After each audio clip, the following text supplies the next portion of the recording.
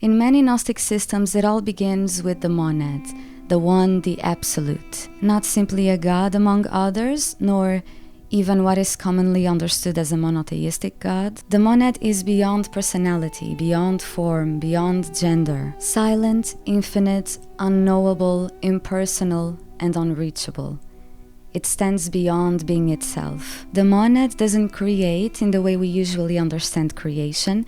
Instead, it emanates, like light streaming from the sun or thoughts unfolding from a mind. These emanations are called ions or eons.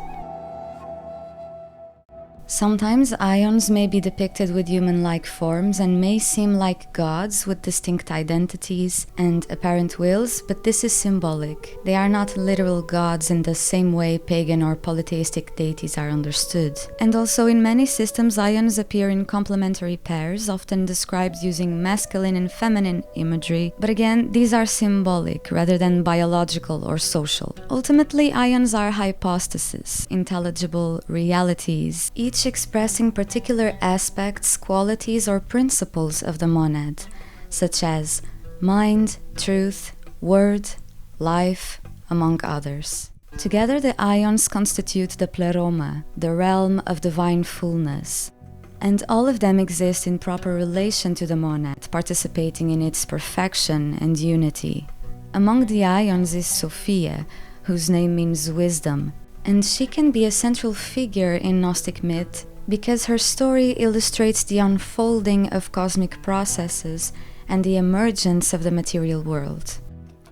You see, driven by a longing to know the monad directly and fully, to grasp the wholeness of the unknowable source, Sophia acts apart from her counterpart and falls from the harmonious structure of the pleroma. But Sophia's fall is not a sin, like the rebellion of angels in Christian tradition. Rather, it's a cosmic misstep. She just oversteps the natural limits of her divine role, driven by the longing to know the monad fully. And from her overreaching, the demiurge, frequently named Yaldabaoth, comes into being.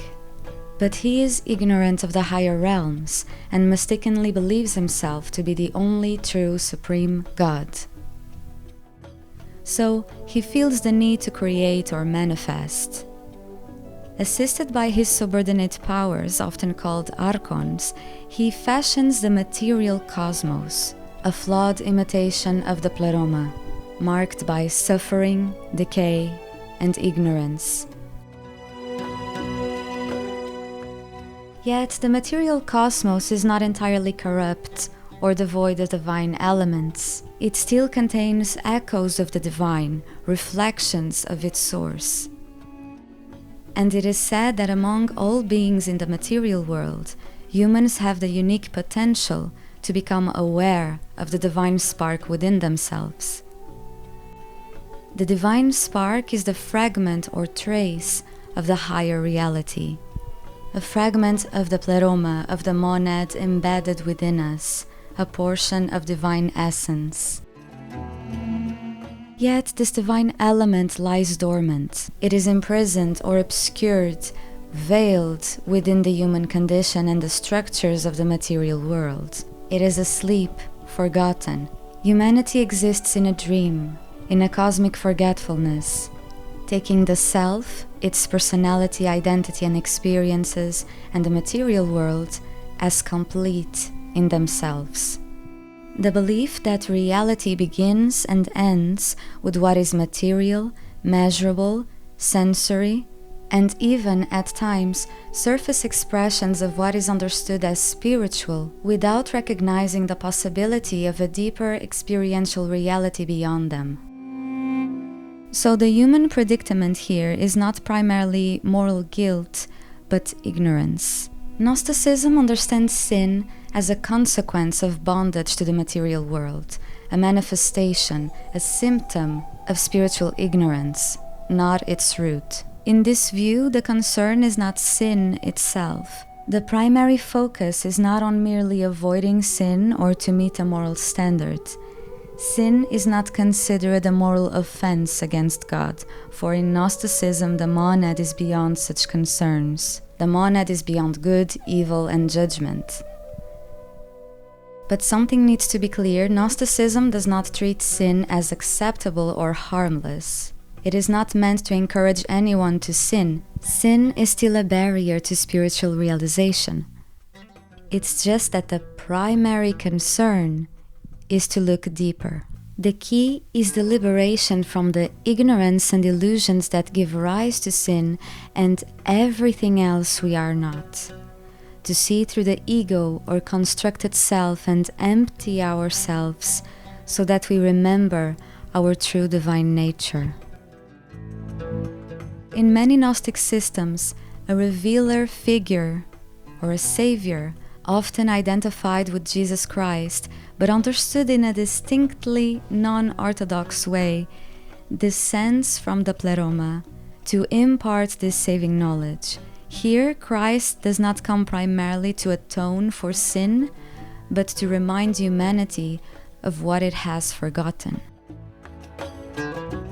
Salvation, accordingly, does not come by simply being a good person, merely following moral rules, worship or faith alone, or ritual law, but through gnosis.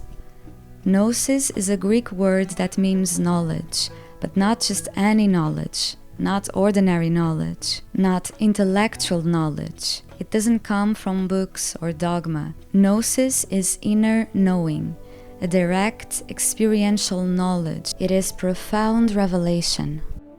And as you probably understood by now, many spiritual paths outside of Gnosticism express a very similar essence and direction. For example, Sufism, certain forms of Hinduism and Buddhism, and many others. In this sense, Gnosis is not confined to Gnostic traditions alone.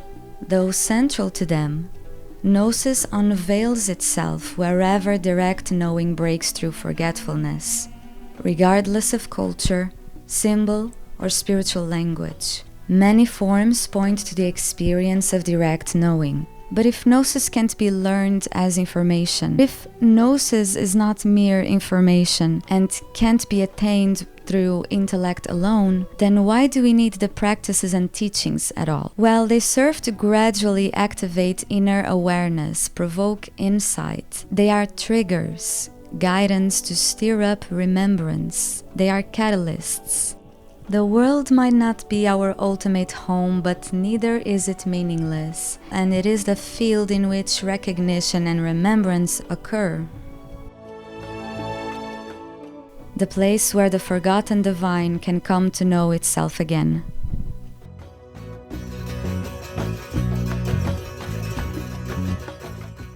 So this was a very brief and poetic introduction to Gnostic teachings. In the future, we will explore these ideas more deeply and explicitly, examining their meanings and implications for understanding reality and consciousness. Today, Gnosticism is discussed in many different ways, but what we usually see, what is most available, are the highly performative approaches, the strictly historical, which is very valuable nonetheless, and the ones that still engage with critique without spending much time with the sources or the inner logic of the tradition itself. And while much of what circulates contains useful insight, knowing about Gnosticism is still not the same as walking a Gnostic path. But of course, no final answers will be offered here, and no single voice represents all who walk a Gnostic path, but together we can attune to its currents, distinguishing what is fleeting from what is essential, sensing what the path truly involves or can involve, and allowing its truths to unfold through reflection, experience, and discernment. So if you feel called to it, stay tuned, have a great day, evening, or night, and until we meet again,